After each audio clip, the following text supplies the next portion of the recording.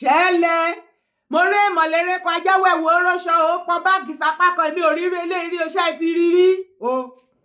Killing repentant insurgents and secessionists is against religious and international law if you don't fear Allah. Sheik Gumi wants federal government. Sheik Gumi ti ya wèrè mọ́ wa lọ́wọ́ o. Ó ti sọ terrorist di secessionist mọ́ ìwọ àtẹ̀mí lọ́wọ́. Instability. Okay.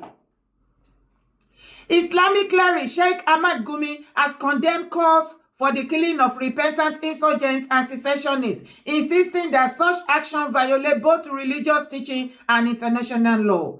Gumi made the remark on Friday, days after the Senate urged the federal government to end the rehabilitation of repentant terrorists and instead prosecute anyone found guilty of terrorism and other related offenses. The cleric argued that executing repentant insurgents, secessionists, or prisoners of war is morally wrong and contrary to both Islamic principles and international legal standards. He also cautioned that the International Criminal Court, ICC, is monitoring such action, urging those involved to consider both legal and spiritual consequences. According to Gumi, adopting the same method as terrorist group by killing perceived enemies only erode morality and does not help in winning the fight against insecurity. He stressed that emotions should never determine decisions in conflict situations. He said, killing repentant insurgents and secessionists is against religious and international law. So also prisoners of war. ICC is listening. If you don't fear Allah, where is morality? It is the same logic terrorists employ to kill all others beside them. Emotions don't win a war. Hey! Ẹ wo bí tá já sí, ẹjọ́ ibo la já sí. Kí ni Sheik Gumi tó ń wí? Mi dẹ̀ rí máa yí bá wí o. Nigeria government tó ń bẹ̀rù ẹ̀ ní o.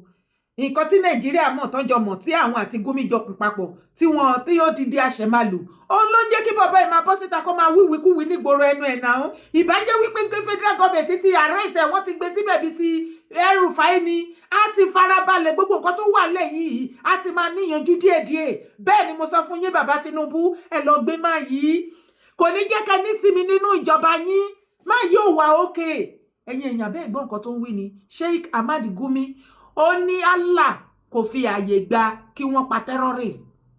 Ó ní ICC International Court International Criminal Court ó ló ń wọ́ọ̀ṣì wa nínú Nàìjíríà bí federal government ṣe fẹ́ dealt pẹ̀lú àwọn terrorists nítorí wọ́n ti sọ kíní yẹn ní house.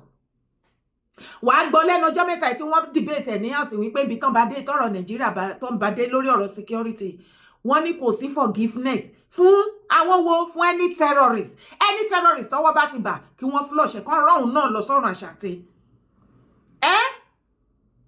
Àti àwọn tó ń finance wọn àtàwọn tó sponsor wọn anybody tí ọwọ́ òfin bá mú ikú ni kò sí nǹkan kan òní Gumi bọ́ síta tó wá sunkún. Ṣùgbọ́n wá gbọ́ mò ń fi dé lójú wípé tó bá máa fi súnmọ́ bí 5 to 10 years ṣe rí gbogbo àwọn ọmọ innocent soul tí àwọn Gumi and co gbogbo àwọn emirs in the north, gbogbo àwọn political stakeholder, both the past, present, and the future, gbogbo àwọn religious leader join together, gbogbo àwọn ọmọ tí wọ́n sọ di terrorists yìí, àwọn ni wọ́n bọ̀ wá ṣèdájọ́ fún àwọn people yìí. Wait and see what is going to happen.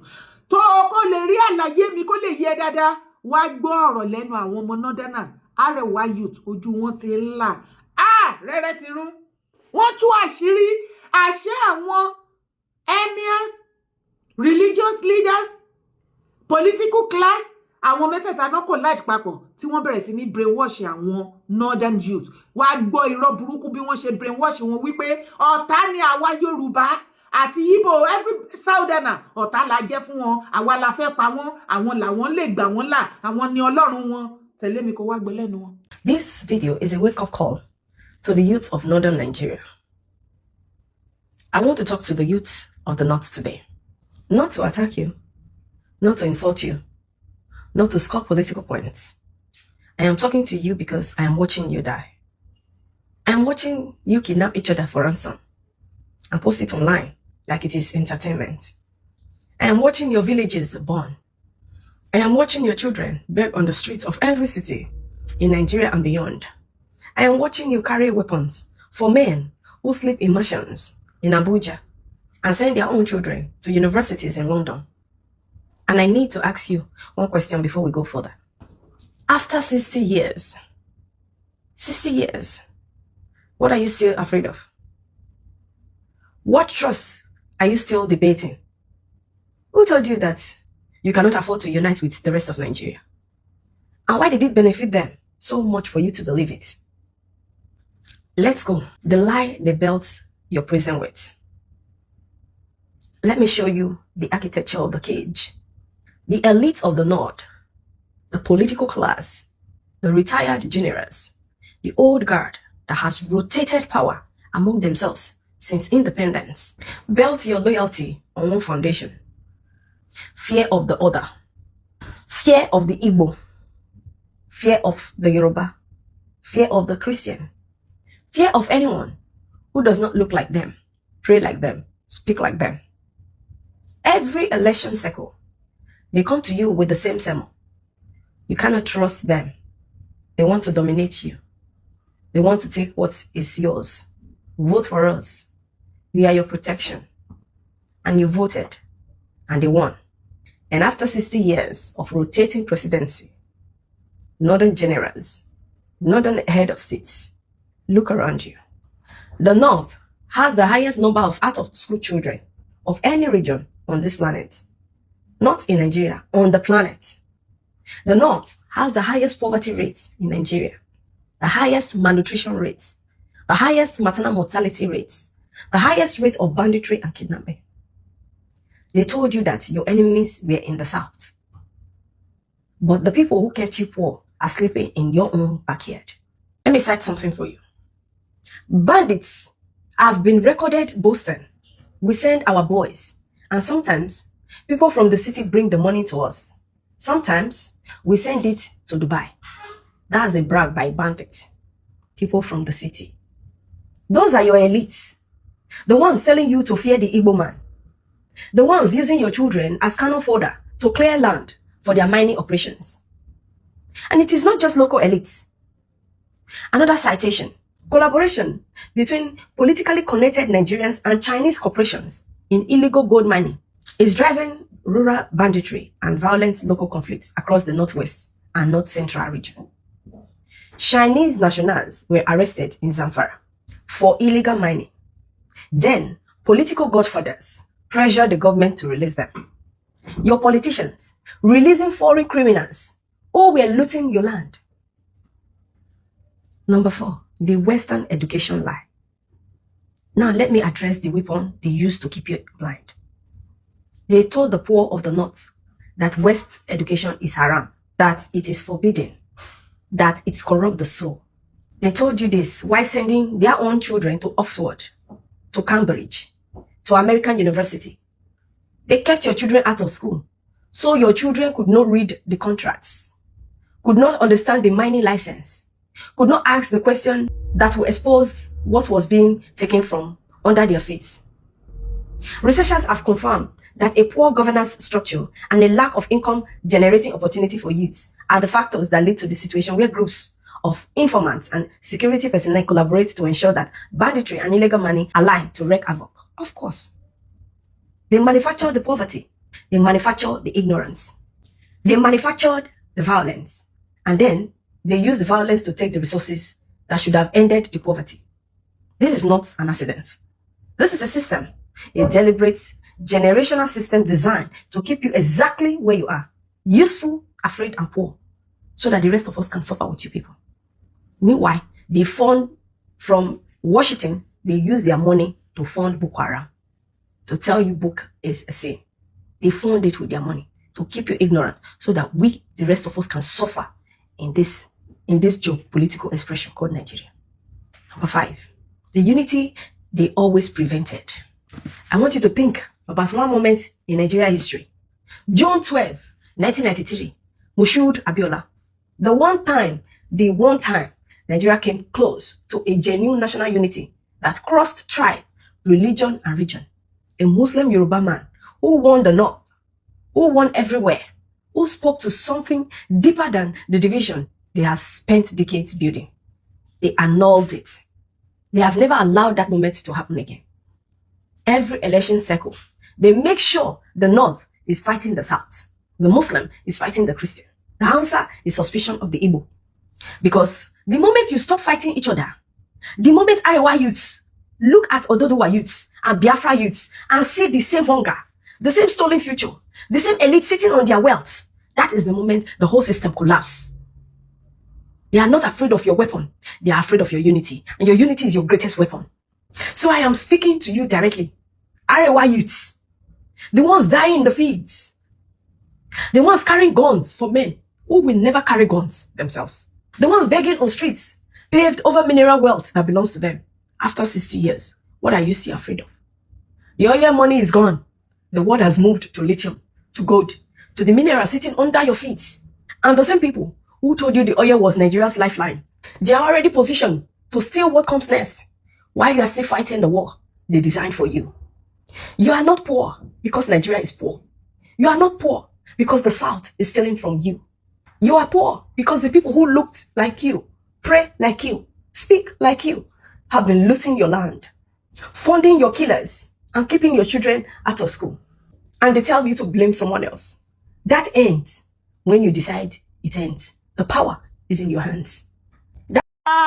Shorter mi, Sherry Bita Barawa, Inu Temiti, one don't say. Tori, if people like us, or we from the South, Tabaso and one like ye when Yamada Beni Wipe, we are saying all those things in order to protect the southern part of Nigeria. But now that the Arewa youth are coming out to spill the beans, what can the northern part of Nigeria say to this? On a shame, they shame me. The northern emirs, the northern political class, the northern religious leader, all of them collided together and destroyed Nigeria. Look at everything that landlady said. Jesus Christ. Wonje ko ma ye àwọn youth wọn gbogbo àwọn Arewa youth abájọ. Gbogbo àwọn youth yẹn wọ́n rí gbogbo àwa Southerner bí number one enemy wọn ni o. Ṣé ti rí bó ṣe brainwash wọn wípé àwa Yorùbá o, àwa lọ̀tá wọn, àwọn Yíbò o, àwọn lọ̀tá wọn o, àwọn northern leaders and elders o, àwọn ni Ọlọ́run wọn kékeré tó nífẹ̀ẹ́ wọn o. Yet they only they only remember them only every 4 years tó bá ti fẹ́ ṣe presidential election. Ìgbà yẹn ni àwọn northern leaders and elders máa rántí pé masisi kan wà níbì kan ní northern part of Nigeria. Still shameless set of people. Ṣé bó ń gbọ́ lẹ́nu ara ẹ̀? The northern part of Nigeria is the most poorest in the whole world. Jesus Christ! Kò sí irú iye solid minerals kan tó wà láyé tí wọ́n wà tó make owó burúkú lọ́wọ́lọ́wọ́ tí ò sí ní northern part of Nigeria. Yet, globally, northern part of Nigeria is the most poorest.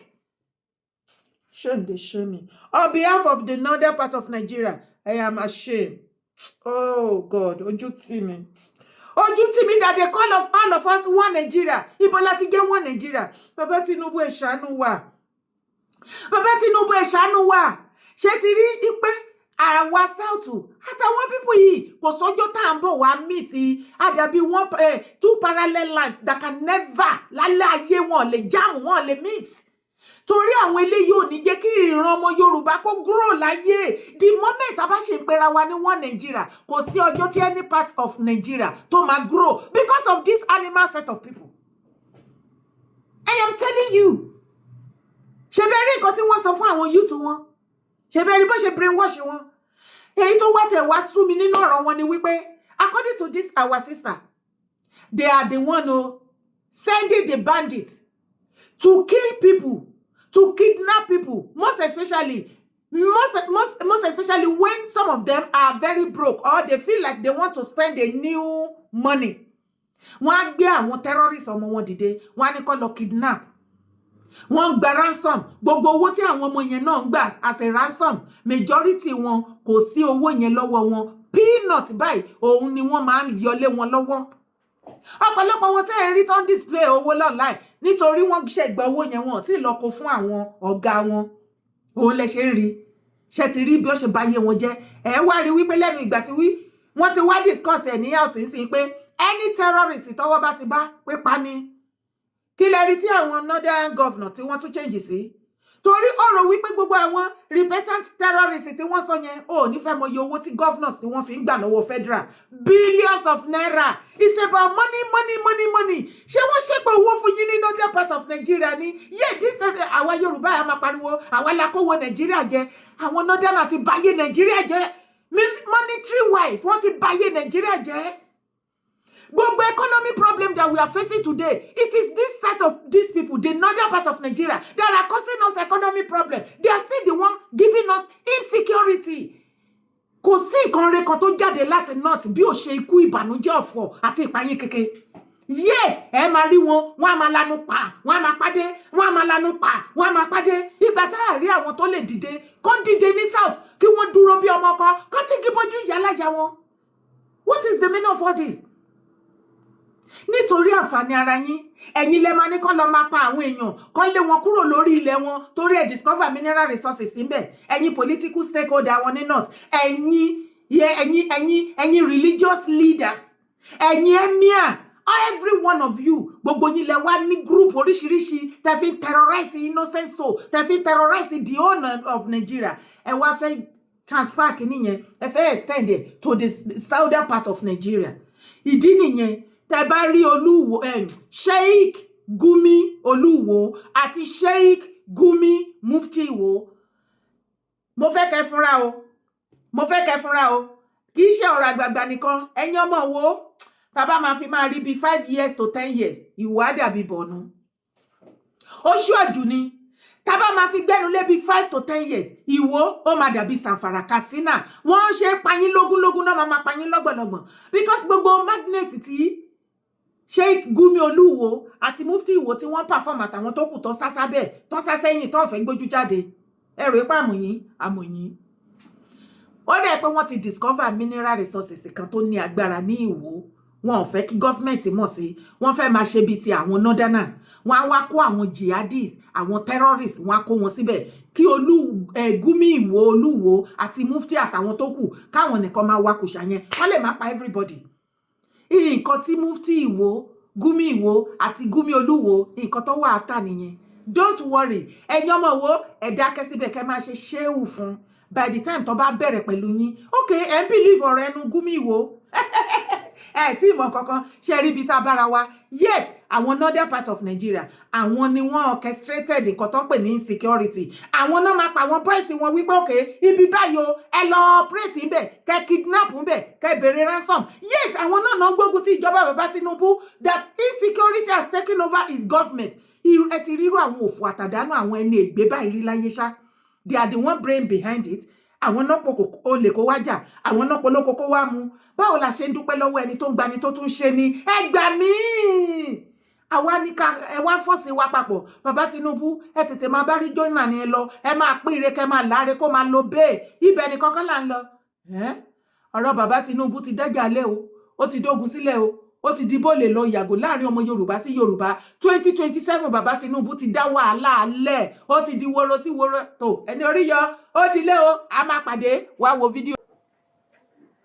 tá a bá di ìbò ìtàn tí ìbò káàárọ̀ òjíire tí ò bá kún àkúfàyà má fún ọ ní kankan ìwọ̀nba tí òfin sọ pé kò fún wọn ni kò fún wọn o ìwọ̀nba yẹn gan má fún wọn ní mínísítà gidi minister of state ní kò bench wọn sí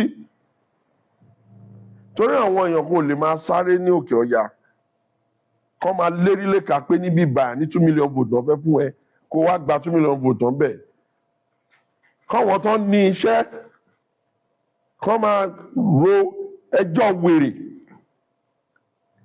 kó wá di wípé iṣẹ́ wa délẹ̀ tán ọ̀rọ̀ náà máa wá yọ gègé wàláì tó bá ṣe máa mú un anyway ó ti ẹ̀ máa ti dé second term náà ṣe bí kì í ó pẹ́ ẹni ò ní kẹ́ mú un dẹ̀ ní kí màá dẹ̀ fi gbogbo ọdún mẹ́rin second term máa bá ń jà lójoojúmọ́ máa bá orúkọ ń jẹ́ kiri gbogbo àgbáyé torí èèyàn kò lè máa ṣiṣẹ́ kí èèyàn kan máa kó fà wọ́n ò ní jáde jọ́ọ̀bù àwọn ní kí wọ́n á dìbò wọ́n á náà wọ́n ní nǹkan kan tó wọ́n ń rò population Èkó fẹ́ ga ju ti gbogbo population Nàìjíríà yọ̀bù wọ́n máa rojọ́ Ògùn Abẹ́òkúta ìgànkọ́ wọ́n á ní registration almost 1 million plus ẹ wá dìbò fọmọ yín wọ́n máa wí àwáwí ìwèrè kan àwọn wọn pèrè àwọn ọlọ́mọ Awólọ́wọ̀ tí wọ́n bá jọ ọmọ Awólọ́wọ̀ kò yẹ kán ní làákàyè kò yẹ kán mọ bó ṣe ń wo nǹkan kò yẹ kán lóye gbogbo kò tán lẹ́fẹ̀ẹ́ gbà tán ìbò ń dé tán sí ẹjọ́ kẹ́tí máa sọ fún wọn pé kẹ́tí máa kọrin ní gbogbo ilẹ̀ káàárọ̀ oòjíire kẹ́tí máa kọrin ẹjọ́ bá níbà yín dìbò yìí kẹ́tí kọrin fún wífà lè jòkó lọ àti ṣàṣàrà ìjọ ọ̀lẹ̀ yìí mọ̀ tọmọ yín tó máa tún débẹ̀ ọlọ́tẹ̀ ni wá ná ọlọ́ọ̀jọ́ tó láyé tó lọ́run tó bá tẹ̀lé ìlú tó tẹ̀ àwọn bàbá wọn jẹ́ kọ́tẹ̀ kúrò lẹ̀ Yorùbá iṣẹ́ yín ni kẹ́ tètè yọ oṣù kàtí kẹ́gbẹ́ irú kan tẹ̀sí Fọ́básanjọ́ náà ni ẹ̀ tó yẹ pé kò aṣọ tó fẹ́ pa kan kò lè rọlẹ̀ tààrà gbàtẹ́ ẹ̀ ní fún ọ níbò tí èèyàn bá lọ tọrọ òbò nílé mo lọ tọrọ oúnjẹ nílé kejì ẹ̀yin wá débí ẹlẹ́yìn lẹ ní mi tẹ́ bá ní mi ẹ kóbò jáde kárí náà àwọn tá a bá yín sínú ẹgbẹ́ wọn làǹbá polongo ẹ máa jókòó sí ẹ máa ní kinní kan ṣé wọ́n sọ fún ilẹ̀ káàró jẹ pé ẹ máa jókòó tẹ́tẹ́rẹ́ yẹn kọ́ máa fún yín lóúnjẹ ni tó o bá lè lọ sóko o lè mú bákó báàgì cement kó lẹ̀ dúlé kó gbé nǹkan tó máa gbé cement kó mú ìtọ́ máa jẹ kó jẹ àṣà pálapàla tó ń rún ayé àwọn òkè ọya òun lẹ ti jẹ́ kó wọ bí. gbogbo ọ̀rọ̀ tó lórí bá sọ kọ́ ni kẹjẹ́ kó máa ta yín létí ìmí ìwà tó lórí máa sọ láti inú bó ṣe ń dùn òun gan nínú ara ló fi sọ a ní ẹ̀bùn ìgbọ́rọ̀kalẹ̀ jura wa lọ. ní gbogbo ẹ̀yin ọmọ Yorùbá ṣó ti ń yé yín ọ̀rọ̀ oúnjẹ tẹni kéèyàn má mọ̀ o wọn ò sọ̀rọ̀ yìí nánà o bàbá ṣe Ṣówùnmí lẹ́ ń jẹ́ wọn ò fi pamọ́ wọn ò fi bó o wọn ò sọ̀rọ̀ bí akáyín o wọn láre ni o wọn sọ̀rọ̀ yẹn bó ṣe yẹ kán ṣe sọ ni o ṣódẹ̀ yé wọn náà wọ́n ní president Bọ́lá Ahmed Tinubu ẹ̀kúkú ti mọ àwọn boys bàbá Tinubu you know now wọ́n ti ń sọ fún dádì wọ́n ti ń sọ fọ́gá wọ́n ti ń sọ fún bàbá nìyẹn wípé bàbá coming this election any part of Yorùbá land tí ò bá ti fún yín ní support ẹ má fún wọn ní anything ọ̀rọ̀ yẹn ti dójú ẹ̀ báyìí ó ní bó bá jẹ́ nọ́dánà òun ló ṣiṣẹ́ fún bàbá Tinubu kìkìdá nọ́dánà ni kí wọ́n kó sínú ìjọba wọn bó bá jẹ́ ẹ̀yin àwọn ọmọ Yíbò òun ni wọ́n ṣiṣẹ́ fún bàbá Tinubu kìkìdá ọmọ Yíbò ni kí wọ́n kó síbẹ̀ tàbá dẹ̀ wí lọ wíbọ̀ náà ọ̀rọ̀ wà nù kínní yẹn it is true ọ̀rọ̀ wà ń bẹ̀ ẹjọ́ wẹ́wẹ́ wọ́n fi ṣe wá ẹjọ́ àròkù dórógbó yìí náà ní ti Yorùbá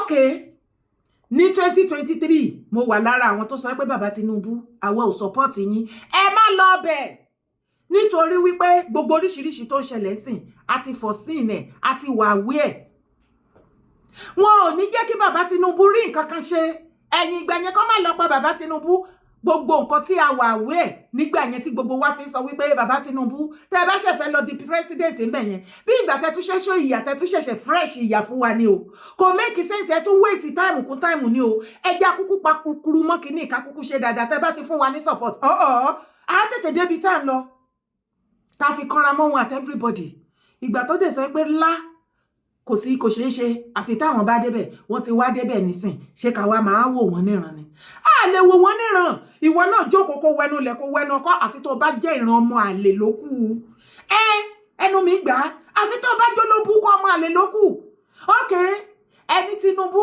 a ní kò ṣe dáadáa àbí ok ó yá wá lọ dìbò fátìkù kó wá ṣe fún ẹ dáadáa ó ní Tinubu bàbá Tinubu kò ṣe nǹkan tá a fẹ́ àbí ok ó yá wá lọ dìbò fún Peter Obi kó ṣe dáadáa ńgbà yẹn ẹ wá àbí Mákindé lẹ́yìn kan ń dúró dè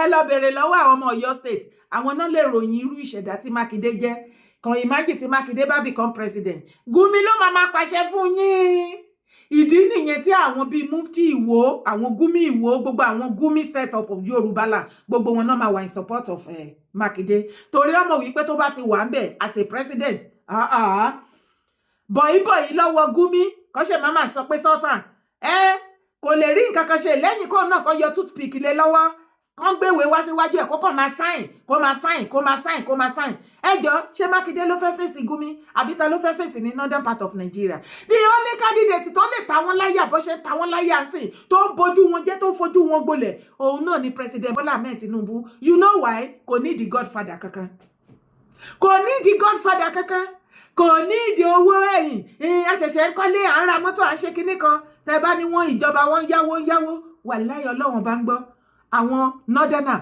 wọ́n ti báyé Nàìjíríà jẹ́ owó yíyá tí Tinubu yá kéré nínú nǹkan tí northerner tó ti fi Nàìjíríà ṣe nínú NNPC àwọn ni wọ́n kó pú owó ìjọba Buhari tó lọ wọ́n mú gbogbo ẹ̀ wọ́n gbọ́n yẹ́bẹ́yẹ́bẹ́ everything gbogbo mineral resources northern part of Nigeria kílẹ̀ rèé pọ́dọ̀ ogun tó dọdẹ tí northern part of Nigeria tí wọ́n ń ṣe terrorist lónìí tán fi ń para wọn wọ́n fi ń para wọn oríṣiríṣi gbogbo gọ́fúnà náà ní group banditry tiwọn tán ní terrorist group tiwọn àwọn ẹ̀mí àwọn wọ́n ní terrorist group tiwọn àwọn political stakeholder wọ́n ní terrorist group títí wọ́n wá fi hanra wọn léèmọ̀ wọ́n á dé wá shift blame lé any present government tó bá wà níbẹ̀ tó jẹ́ president ṣé you see how terrible these people are tó bá wá jẹ́ bẹ́ẹ̀ nínú ìwọ̀nba àlàyé tí mo ṣe ṣé kìí ṣe Tinubu náà láì máa gíjẹ tó bá ní àwọn nǹkan tó kù tá a fẹ́ kàn ṣe fún wa àbí àwọn nǹkan tá a fẹ́ kàn ṣe tí wọ́n ti ṣe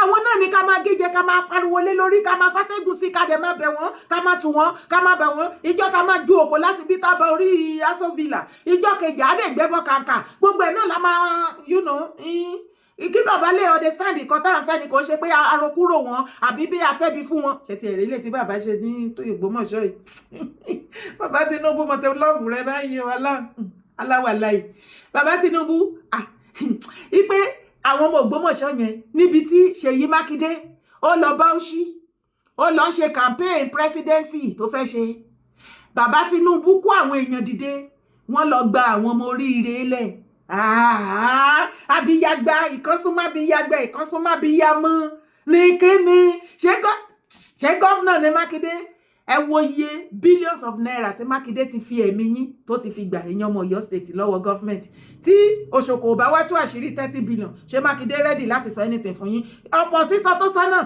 ṣó sọ ó padà ṣe anything bó ṣe máa sọ ọ̀rọ̀ yẹn di wàhálà tó máa fi ṣe ṣàríà fún àwọn sultan òun ló fẹ́ ṣe tẹ́lẹ̀tẹ́lẹ̀ ọ̀rọ̀ iye yín ni bàbá Tinubu ló bà plan Mákindé jẹ́ bàbá Tinubu ló bà plan Mákindé jẹ́ Mákindé fẹ́ kọ́ àwọn ọmọ yẹn kan wà ń bẹ̀ yẹn títí àdìyẹ́dì àwa sọ pé òkè ìgbà tó ti ní ṣàríà náà fẹ́ ẹja fún wọn ṣàríà ẹja fún wọn 1 billion gbogbo nǹkan tọ́nà fẹ́ ká lè rí àwọn ọmọ yẹn safely nǹkan tí ìbá ṣe nìyẹn ìbẹ̀rì tó lọ bẹ̀rẹ̀ campaign ní Bauchi ó fi lẹ̀ Yorùbá lẹ̀ ká lè máa wọ̀n wípé òun àti àwọn northern terrorists customer dáadáa ni ṣùgbọ́n gbogbo ọmọ Ọ̀yọ́ láti sìn lọ títí tí Mákindé àfi kúrò ńbẹ̀ tẹ́ ẹ bá gbọ́ terrorists wọ́n kidnap wọ́n ṣe anything tẹ́ ẹ bá lè ba ayé àti ojú Mákindé jẹ́ tẹ̀yìn tẹ́ bá yín ẹ wo bí bàbá Tinubu ṣe yẹ̀yẹ́ tó tú àṣírí ẹ̀ síta àṣírí Mákindé ló à ń wọ́n ń ta yìí o mi hàn ibẹ̀ ni kọ́kọ́ la tún yìí ń lọ. One man, God is very important, who started the Boko Haram crisis in Borno State, a governor, Modu Ali Sharif, addressed the press 2 days ago and attempted to insult the collective intelligence and memory of Nigerians by denying any links with the dangerous, dreaded Boko Haram sect. I did reply him yesterday, and I'm expecting him to sue me, because he said he wanted to sue an Australian. You don't need to go to Australia. What you are looking for in Sokoto is in the pocket of your Sokoto. I'm ready to join issues with him, because not only did he sponsor that organization by providing funds for them, in 2003, he had a deal with the Boko Haram sect to get him to win the election. And if he won his re-election, he will compensate the organization. When he won that election, he appointed Alhaji Bugu Foyle as the Commissioner for Religious Affairs to implement Sharia in that state. When the man attended the first Executive Council meeting, he discovered that they were all talking about contracts and how to steal money. So he went back the camp, the Boko Haram camp, and said, where you send me to is Gida Barawi, the house of thieves. I can no longer be part of them. So he was asked to resign. And that was how Foy resigned from the government of Mutu Sherif. So to say that you don't know them is the greatest lie. I was just reminded this morning by somebody from Borno State that something was missing in my press statement. That in 2012, October 10, Alhaji Mutu Sherif was arrested in Cameroon on grounds of his Boko Haram connection. But the government here pleaded with the Cameroonian authorities to release him. Because he's a big man here, he cannot be arrested. So when you are looking for the sponsors of Boko Haram, I think we now know where they are. Ó ti ń dojú ẹ nìyẹn. Bẹ́ẹ̀ ni, àwọn nǹkan tí àwa Southern youth, àwa Southwest youth, tí a expect látọ̀dọ̀ ẹ̀yin leaders and elders wa, speak out. Gumi gbogbo àgbáyé ló mọ̀ pé olórí terrorist ni, yet kò fi bò. Ẹni tó fi ọ̀rọ̀ Quran tó wá fi gbà ọ̀rọ̀ terrorist lẹ̀. Ó ní Allah ò fọwọ́ sí kí wọ́n pa terrorist. Ṣùgbọ́n Allah yẹn ó fọwọ́ sí kí terrorist kó pa innocent soul. ICC, International Criminal Court, ó ló ń wo Nigeria president bó ṣe fẹ́ ṣe kí ni ìdájọ́ ikú fún gbogbo terrorist. Ó ní wọn nígbà. Ẹ jẹ́ kí International Criminal Court kó wá ṣàlàyé fún wa nù Nàìjíríà àtijọ́ tí wọ́n ti ń pa gbogbo Nigeria's innocent soul. Nǹkan tí International Criminal Court tí wọ́n gbé ṣe lórí ọ̀rọ̀ yẹn kí wọ́n wá sọ fún wa. Èèyàn tó ti speak on his behalf, innocent people tí wọ́n ti pa, ṣé Mr. Oyedoku tí wọ́n gé orí ẹ̀ dànù, ṣé International Criminal Court kò rí yẹn àbí?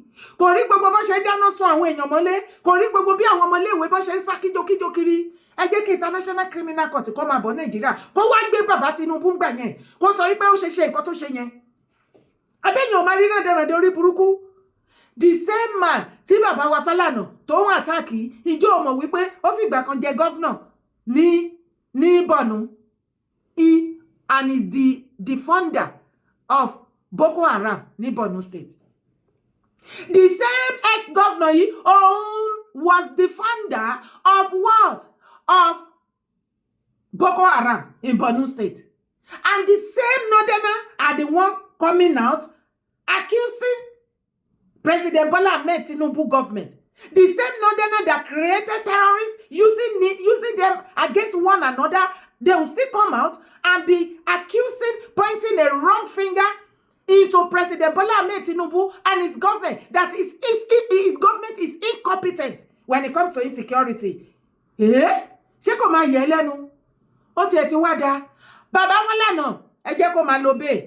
Lórí ilé fídíò ilé ìtẹ́ṣe, mo gbé fún yín. Dádì mi ìyókùn lédè Èkìtì. Ìrí ìṣe. Inú tèmi á dùn tí ẹ̀yin àgbààgbà tó kù náà tẹ́ bá lè bọ́ síta, kẹ́ ẹ sọ̀rọ̀ bí ọmọ ọkọ, kẹ́ ẹ yé dún lábẹ́ ilé.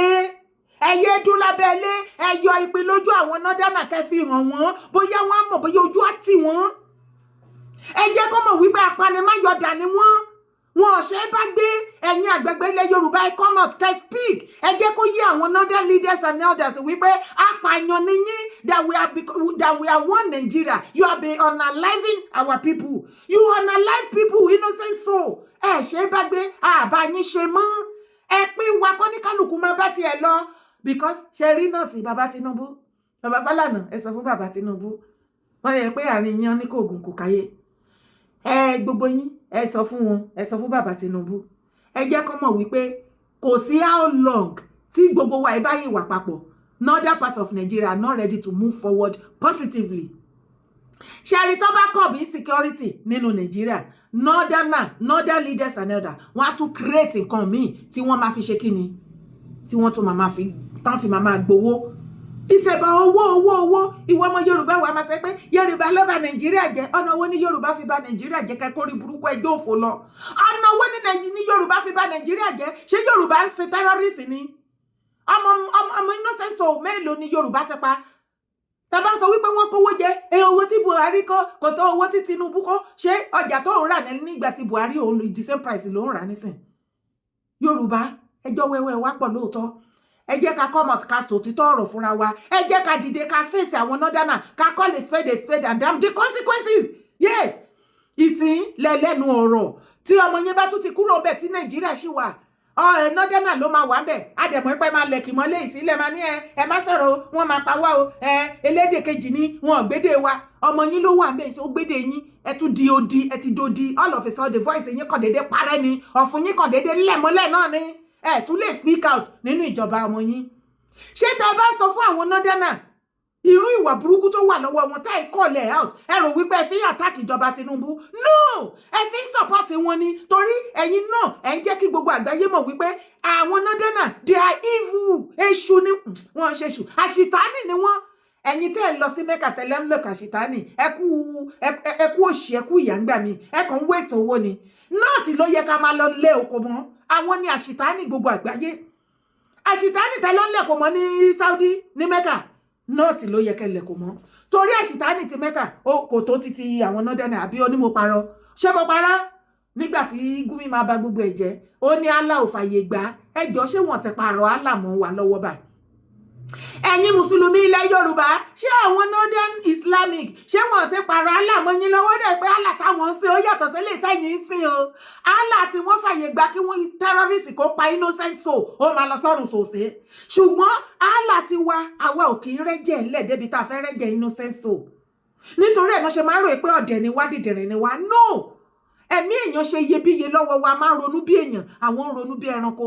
Báwo ni Allah ti tọ̀dọ̀ wọn ti ṣe wá yàtọ̀ sí tọ̀dọ̀ tiyín? Ẹ̀yin fanatic ọ̀dọ̀ wa tó bá jẹ́ irú Allah ti náà tí òun lẹ fẹ́ gbé wá sí ilẹ̀ Yorùbá, gbogbo yín pátápátá la máa fi palẹ̀ ogun ilẹ̀ Yorùbá mọ́, ẹ̀jẹ̀ yín ló máa fọ ilẹ̀ Yorùbá mọ́. Bí gọ́fìmẹ̀ntì ò bá ṣe, táràlú ò lè ṣe, onílẹ̀ á dìde, á pè yín sọ́dọ̀ lójijì, mọ́tò yín á sọma salt, á sọma ṣúgà, ẹ̀sùn ẹ̀ tójú oorun dójú ikú, ọ̀run abàtì yín jẹ́, gbogbo yín tẹ́ fẹ́ sọ ilẹ̀ Yorùbá di bí northern part of Nigeria. Kí ló dé? ṣógun láyé ni? Orúkọ tèmi ò yí padà, Èyè Dára Kowé ni mò ń jẹ́. Má gbàgbé láti bá mi share ètò yìí, má sì gbàgbé láti bá mi drop comment ẹ̀, má gbàgbé bá mi like ẹ̀ náà. Ṣé o ti subscribe sórí YouTube channel? Support my brand. Kí ló ń dúró de? Ó yá bá mi support now. God bless you as you do so. Ilẹ̀ Yorùbá ò ní bàjẹ́ o, ó bàjẹ́ tí.